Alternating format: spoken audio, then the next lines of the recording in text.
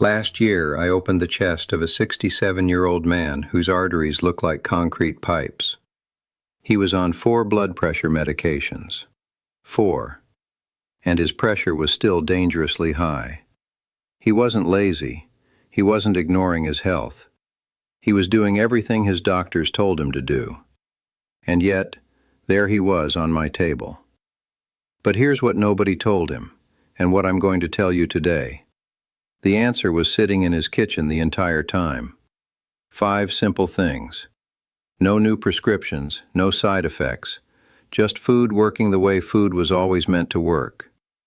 Stay with me, because by the end of this video, you're going to know exactly what to do, starting tonight. Let me tell you something they don't always explain at the doctor's office. After 60, your blood pressure doesn't just go up because of stress or salt. Something deeper is happening inside your arteries. Think of your blood vessels like a garden hose. When you're young, that hose is flexible. It stretches. It absorbs pressure. It handles the flow. But as you age, the walls of those vessels start to stiffen. They lose their elasticity. And a rigid hose can't handle the same pressure a flexible one can. That's when things start to go wrong. Now here's what makes this personal for me. I've spent 30 years as a cardiac surgeon. I've held human hearts in my hands. I've repaired arteries that look like they belonged in someone 20 years older. And every single time, I ask myself the same question. How did it get this far? The answer, more often than not, is inflammation. Chronic, silent, slow-burning inflammation in the walls of the blood vessels. You don't feel it. There's no obvious symptom.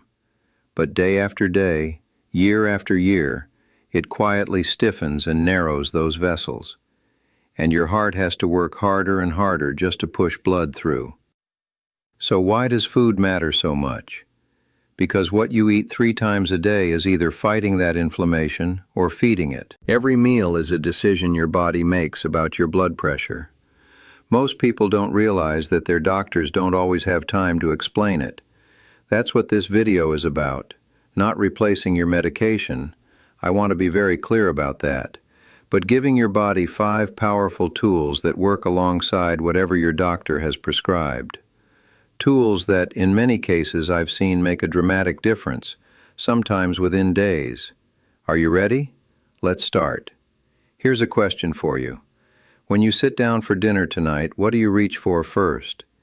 If you're like most people, it's the bread or the potatoes, or maybe a bite of whatever's closest.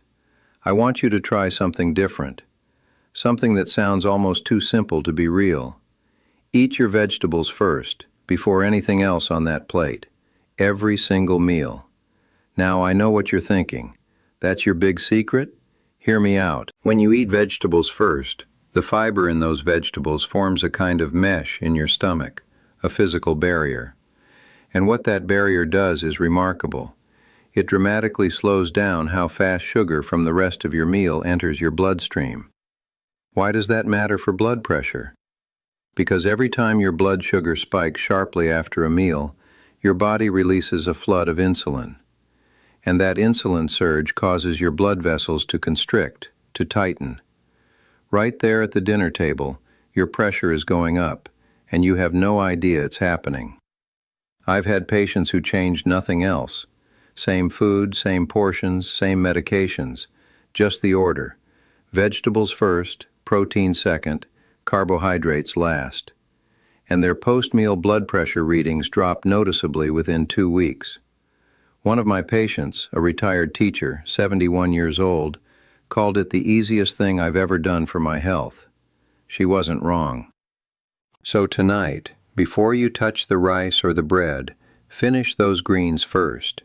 Every bite counts. Now let's talk about something that's been sitting in your pantry, possibly for years, doing nothing. Apple cider vinegar. 1 to 2 tablespoons in a glass of water with every meal. That's it. I can already hear the skepticism, and honestly, good. Healthy skepticism is what keeps us from falling for nonsense. So let me show you exactly why this works, because there is real science behind it. The active ingredient in apple cider vinegar is acetic acid, and acetic acid does two very important things for your blood pressure. First, it improves insulin sensitivity. Remember those post-meal blood sugar spikes that squeeze your blood vessels? Acetic acid blunts that spike. It helps your cells respond to insulin more efficiently, so your body doesn't have to release as much of it. Less insulin, less constriction, lower pressure. Second, and this is the part that genuinely excited me when I first read the research, acetic acid stimulates the production of nitric oxide in your blood vessel walls. Nitric oxide is your body's natural vasodilator. It tells your arteries to relax and open up. It's essentially doing what an entire class of blood pressure medications tries to do, naturally, for about $3 a bottle. Now, one important caution: don't drink it straight. Always dilute it in water, at least 8 ounces. Undiluted vinegar can damage tooth enamel and irritate your esophagus. Use a straw if you can. And if you have any history of stomach ulcers or acid reflux, have a conversation with your doctor before starting this. But for most people over 60, this is one of the simplest, safest additions you can make. 1 glass with breakfast, 1 with lunch, 1 with dinner. Give it 3 weeks and check your numbers. Have you ever tried apple cider vinegar for anything? I'd love to know in the comments what you've heard about it, what you've tried, what surprised you. Let me ask you something. Do you check your blood pressure in the morning? Most people do. But here's what almost nobody talks about. What happens to your blood pressure while you're asleep? For many people over 60, pressure doesn't drop the way it should during the night. It should go down. It should give your heart a rest. But in a condition called nocturnal hypertension, it stays high, or it spikes. While you're lying there completely unaware, your heart is working overtime, your arteries are under stress, and you wake up the next morning feeling tired and wondering why. Nocturnal hypertension is one of the most underdiagnosed and dangerous patterns I see. It's linked to a significantly higher risk of stroke and heart attack. And the troubling part is this: your regular daytime readings won't catch it. You can have perfectly acceptable morning numbers and still have a serious problem happening every single night. So what do walnuts have to do with any of this? Quite a lot, actually. About 30 grams, roughly 14 halves, eaten 30 minutes before bed, has been shown in multiple studies to meaningfully reduce nighttime blood pressure. And here's why. Walnuts are one of the richest plant sources of alpha-linolenic acid, a plant-based omega-3 fatty acid. They also contain melatonin and a compound called L-arginine. Together, these work to relax blood vessel walls, reduce vascular inflammation, and support that natural nighttime pressure drop your body is supposed to make. Think of it as a gentle signal to your cardiovascular system. It's time to rest. Stand down. 30 grams, 14 halves, 30 minutes before bed. Write that down. It's one of the simplest things I recommend, and one of the most consistently effective. Now I want to tell you about a flower, a deep red flower used in traditional medicine across Africa, Latin America, and the Middle East for centuries, and that modern cardiology has finally caught up with. Hibiscus tea, 3 cups a day. If you've never heard of hibiscus tea, you may know it by another name, sorrel, carcade, or simply red tea. It has a tart, cranberry-like flavor, and it is remarkably powerful. Here's the science. Hibiscus flowers contain compounds called anthocyanins and organic acids, specifically hibiscus acids. And these compounds act on your blood vessels in a way that is strikingly similar to a class of prescription medications called ACE inhibitors. You may have heard of ACE inhibitors. They're among the most commonly prescribed blood pressure drugs in the world. What they do is block an enzyme that causes your blood vessels to constrict. Hibiscus does the same thing naturally, without the cough that so many patients complain about as a side effect of the medication. A study published in the Journal of Nutrition found that drinking hibiscus tea daily reduced systolic blood pressure by an average of 7 points in adults with mildly elevated pressure. 7 points, that is clinically significant. That is the kind of result that makes doctors take notice. 3 cups a day, hot or cold. No sugar or very minimal sugar, because sugar will work against everything we're trying to do here. A small spoon of honey if you need it, that's perfectly fine. Now, one important note.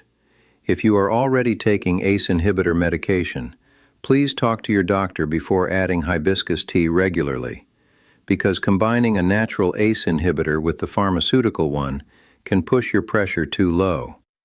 That's not the goal.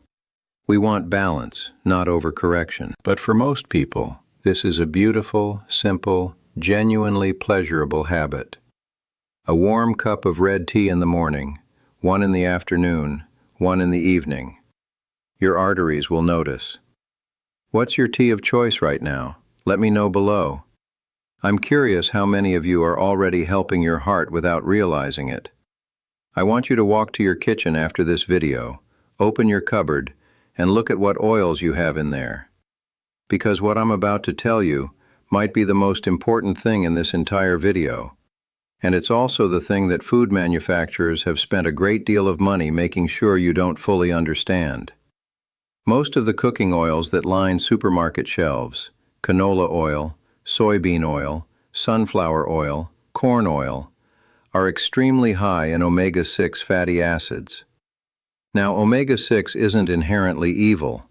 Your body needs some of it. The problem is the ratio.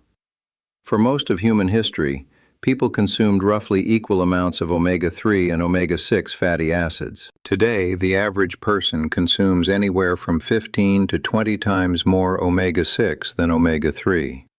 15 to 20 times. And that extreme imbalance drives something that every cardiologist and cardiac surgeon dreads: chronic systemic inflammation. Remember that slow-burning inflammation in your blood vessel walls we talked about earlier? The kind that stiffens your arteries year after year? Excess omega-6 from these refined oils is one of the primary fuels feeding that fire. Every time you cook with canola or soybean oil, you are adding inflammation to your cardiovascular system. And here's what makes it worse. These oils are unstable at high heat. When you heat them to cooking temperature, they oxidize. They break down into compounds called aldehydes, which are directly toxic to blood vessel walls. You can't see it happening. Your food doesn't taste any different, but the damage accumulates with every meal. So what should you use instead? 2 things. Extra virgin olive oil for everything that doesn't require very high heat. Salad dressings, light sautéing, drizzling over vegetables. Extra virgin olive oil is rich in oleocanthal, a natural anti-inflammatory compound, and in monounsaturated fats that actively support healthy blood vessel function. Decades of research back this up without any serious debate. And for higher heat cooking, real butter. Yes, I said butter, not margarine. Margarine is made from the same problematic vegetable oils we're trying to eliminate. Real, traditional butter from grass-fed cows, if you can find it, used in reasonable amounts, is a far better choice for your cardiovascular system than the refined seed oils most people are cooking with every single day. I know this goes against what many of you were told 20 or 30 years ago. The butter is bad, use vegetable oil message was everywhere. I heard it too. But the science has moved on. And as a cardiac surgeon who has seen inside thousands of chests, the evidence points clearly in a different direction now. Check your cupboard tonight. If you have canola or soybean oil, you don't have to throw it away immediately. Just stop buying it when it runs out. Replace it with extra virgin olive oil. That one change alone, over 3 to 6 months, can make a measurable difference in your inflammatory markers and in your blood pressure. I want to stop here for a second because I think something important needs to be said. You've just heard 5 things. Eat vegetables first, apple cider vinegar with meals, walnuts before bed, hibiscus tea 3 times a day, replace the wrong oils. And I can already predict what some of you are thinking right now. This sounds too simple. If it really worked, my doctor would have told me. I understand that reaction completely. I had it myself early in my career. But here's what 30 years of opening chests and repairing damaged hearts has taught me. The most powerful interventions are almost never the most complicated ones. The body is not looking for complexity. It's looking for the right conditions to heal itself. And here is what genuinely shocks me, even now. Every single one of these 5 strategies works through the same fundamental mechanism: reducing inflammation and improving blood vessel flexibility. That's it. That's the whole game. 5 different doors, all leading to the same room. The man I told you about at the beginning, the 67-year-old with the concrete arteries. After his surgery, I sat with him and his wife for a long time. We talked about all of this, every one of these 5 things. He made every change slowly, carefully, in conversation with his cardiologist. 6 months later, he came back for his follow-up.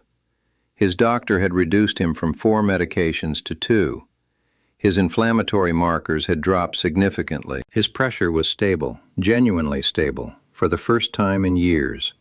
He looked 10 years younger. And the first thing he said to me when he walked in was this: "Why didn't anyone tell me this sooner?" That question stays with me. It's part of why I make videos like this one, because the information exists, the research exists, but somewhere between the laboratory and the doctor's office and the patient sitting at their kitchen table, it gets lost. You are sitting at that kitchen table right now, and you have everything you need to start tonight. Not tomorrow, not after your next appointment. Tonight. That is not a small thing. That is everything. Let's bring this all together because I don't want you to leave this video with a list you'll forget by tomorrow. 5 things. 5 changes. Let me say them one more time clearly. 1. Eat your vegetables first at every meal, before the bread, before the rice, before anything else. 2. 1 to 2 tablespoons of apple cider vinegar in a glass of water with each meal. 3. 30 grams of walnuts, about 14 halves, 30 minutes before you go to sleep. 4. 3 cups of hibiscus tea every day, hot or cold, minimal sugar. 5. Replace your canola and soybean oils with extra virgin olive oil and real butter. That's it. 5 things. No exotic supplements, no expensive equipment, nothing that requires a prescription. Now, here's what I want you to do right now before you close this video. Pick just one, not all 5. Just one that feels easiest for you tonight. Maybe it's the vegetables first. Maybe it's ordering some hibiscus tea. Maybe it's checking that oil cupboard. Just one. Start there. Because sustainable change doesn't come from doing everything at once and burning out in a week. It comes from one small decision, repeated consistently until it becomes invisible, until it's just the way you live. I've seen this work, not in theory, in real people in their 60s and 70s and 80s who decided it wasn't too late to give their body better tools. It is never too late. Your blood vessels are remarkably responsive. Give them the right environment and they will respond. I'd love to know which of these 5 you are going to try first. Tell me in the comments. I read them. And if this video helped you or someone you love, please share it. There are people in your life right now who need exactly this information and have no idea it exists. And if you haven't subscribed yet, please do. Every week I bring you honest, evidence-based information that I wish every one of my patients had access to long before they needed surgery. Take care of your heart. It has been working for you every single minute of your life, without asking for anything in return. It deserves this. One last thing, and this is important. Everything I've shared today is general information based on current research and my clinical experience. It is not a replacement for your personal medical care. Please do not stop or reduce any medication your doctor has prescribed without speaking to them first. Bring this information to your next appointment. Have the conversation. Your doctor is your partner in this, and these 5 strategies work best when they work alongside proper medical supervision.